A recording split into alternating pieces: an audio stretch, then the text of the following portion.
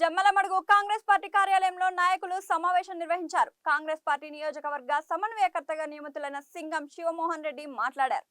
APPCC అధ్యక్షురాలు షర్మిలారెడ్డి ఆదేశాలతో నియోజకవర్గ బాధ్యతలు స్వీకరించామన్నారు. వైసీపీ ప్రభుత్వంలో అభివృద్ధి జరగలేదు. జిల్లాలో జగన్ రెడ్డి ఉక్కు పరిశ్రమలకు టెంకాయలు కొట్టి వదిలేశారని ఆయన విమర్శించారు. కాంగ్రెస్ నేతలు పాల్గొన్నారు. షర్మిలారెడ్డి గారికి, అలాగే జిల్లా అధ్యక్షురాలు డిసిసి జిల్లా ప్రెసిడెంట్ జీసీ అధ్యక్షురాలు వారికి, విజయజ్యోతి గారికి, అలాగే నన్ను నమ్మి మా నడిపించే దానికి సిద్ధంగా ఉన్న మా మామ బ్రహ్మానందరెడ్డి గారికి అందరికీ కూడా పేరు పేరున నా నమస్కారాలు తెలియజేసుకుంటున్నాను.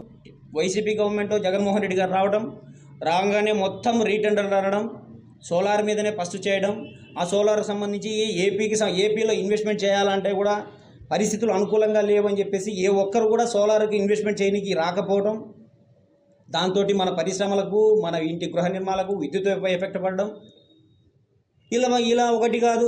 అట్లే తీసుకుంటే పోలవరం ప్రాజెక్టుకి ఎంతో ప్రాణదానం. మనకు పోలవరం అయిపోయింటే ఈ పారి సస్యశ్యామలంగా ఉండేవాళ్ళం. ఆ పోలవరం ప్రాజెక్టు కూడా రీటెండర్ అని చెప్పాడు, ఏదో చేశాడు.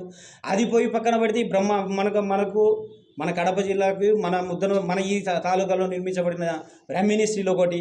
ఈ బ్రహ్మిణి స్టీల్ విషయంలో కూడా అదే స్టాండ్ తీసుకున్నారు.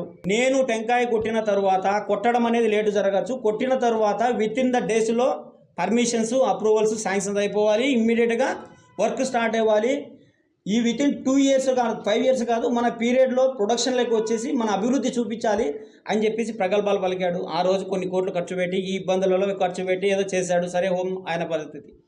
తర్వాత ఏం చేశాడంటే, తర్వాత పోయారు. మళ్ళీ ఒక 2 నెలల తర్వాత వచ్చాడు, మళ్ళీ పెళ్ళి అన్నట్టు మళ్ళీ వచ్చాడు, మళ్ళీ టెంకాయ కొట్టాడు. 3 సార్లు టెంకాయలు కొట్టారు. ఇప్పటి వరకు చేశారు. అరే, టెంకాయల వరకు పోయిందంటే పర్లే. ఆమె మట్టి తోగడము, ఇది చేయడం, అది చేయడము, ఆ గత ఎమ్మెల్యే గారు వాళ్ళు వర్కులు తీసుకొని చేయడం జరిగింది. అవి ఏం జరిగిందబ్బా?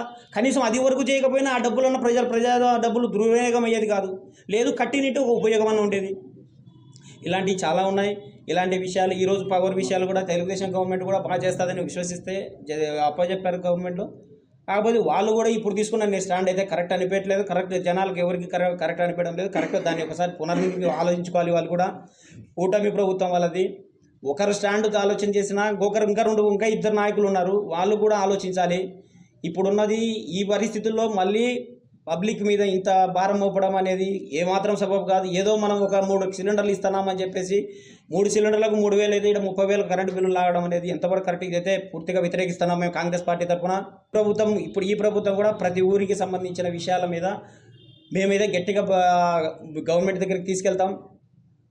ఎమ్మెల్యే గారి తరపుకు తీసుకెళ్తాం, మినిస్టర్ గారి తరపుకు తీసుకెళ్తాం. ఈ విధంగా కరెక్ట్గా చేపించడానికి మేము అన్ని విధాల శాయశక్తుల కాంగ్రెస్ పార్టీ తరఫున వైఎస్ షర్మిల గారి నాయకత్వంలో ప్రతి విషయాన్ని కూడా ప్రజల తరపున పోరాటం చేసి